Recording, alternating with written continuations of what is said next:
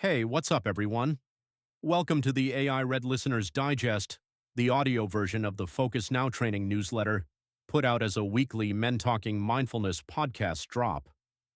If you're not subscribed to the newsletter yet, head over to newsletter.focusnowtraining.com and get on the list. Also, John and Will have created a new course that starts May 27th, Awareness to Action, or A2A. To stay in the know about everything leading up to the course start, text A2A, that's the letter A, the number 2, and the letter A again to 33777. So A2A to 33777. Okay, now let's get into it. Several months ago, the guys brought back Rob Sweetman, former Navy SEAL, sleep scientist, and founder of Sleep Genius. Rob's been on the show before, and he's the guy who took battlefield grit, mixed it with serious sleep science, and built a platform that's been helping vets, first responders, and high-charging civilians sleep like kids again. John went through Rob's 62 Romeo course and says it genuinely fixed his sleep, so this conversation comes from experience on both sides. The big concept Rob teaches is the sleep dojo, and it's worth sitting with the analogy for a second. Think about a martial arts dojo. You take off your shoes, you bow, you're quiet on the mat. There's a sensei, a structure, a respect for what's about to happen. You look forward to it all day. Rob wants you to think about your bedroom the same way. When you step into the sleep dojo, you're leaving the day behind. No Netflix, no scrolling, no laptop open for one more email. The misconception is that those things don't affect your sleep. They do. Big time. Rob breaks the sleep dojo down into the physical environment, light, sound, and temperature. Those are the ones that matter most. On light, blue light from screens hits the melanopsin ganglion cells in your eye and slows down or completely kills melatonin production. Melatonin is one of the big three sleep hormones alongside adenosine and GABA. If you're blasting blue light into your eyes before bed, your body can't do what it needs to do. Rob's advice is to black out your windows with curtains, tape over every LED in the room, and get the phone out of the bedroom entirely. If you need some light for comfort, keep it amber or red and very dim. Think sunset into firelight. That's what human bodies are wired for. On sound, most people think they're cut off from the world when they sleep. Your conscious mind is. Your brain isn't. A noise spike as low as 35 decibels can pull you out of a sleep cycle without even waking you up. It just makes the sleep shallower. Rob recommends brown noise, his personal favorite, to buffer those spikes. John says he runs it every time he and Will share a room on the road. Will says he only complained about the volume once.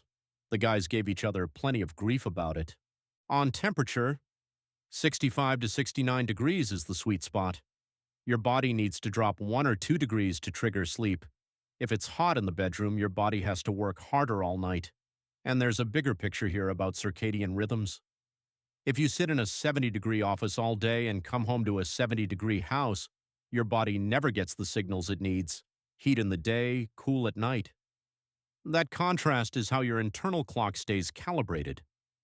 Rob also got into what wrecks sleep from a behavior standpoint. Energy drinks are bad for your heart.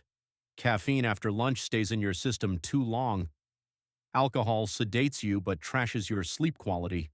And THC, even the indica strains people use to relax, kills REM sleep. Will is doing Sober October and says his REM numbers have gone up since he stopped. John admitted he used to eat a weed gummy before bed until Rob told him it was jacking up his heart rate variability, his circadian rhythm, and making him hungry right before sleep, which just made everything worse. The food timing piece hit home too. Will shared that he started eating 2.5 to 3 hours before bed, and his HRV went up, his heart rate dropped, and he started getting deeper sleep. Rob explained why. When melatonin releases at night, it blocks insulin. So if you eat close to bedtime and your blood sugar spikes, your body can't balance it. That leads to visceral fat accumulation, which is hard to get rid of and bad for blood pressure. The short version, stop eating late. On metrics, Rob says the two numbers worth paying attention to are deep sleep and REM sleep. Aim for at least 90 minutes of each. Deep sleep is where your hormones rebuild and your immune system repairs. REM sleep is emotional regulation and memory processing. If you're not hitting those numbers, something needs to change. But Rob also warns against obsessing over daily data from your wearable. That can actually make sleep worse. It's called orthosomnia. Look at the weekly trend instead. Rob has a book called 62 Romeo Sleep 101, available on Amazon for about $10. It covers everything from the course in one place. John offered to buy copies for the first 10 listeners who comment on the episode on Spotify, and Rob said he'd sign them. Links are in the show notes. Rob's website is sleepgenius.us. He's on LinkedIn, Instagram, TikTok, and Twitter.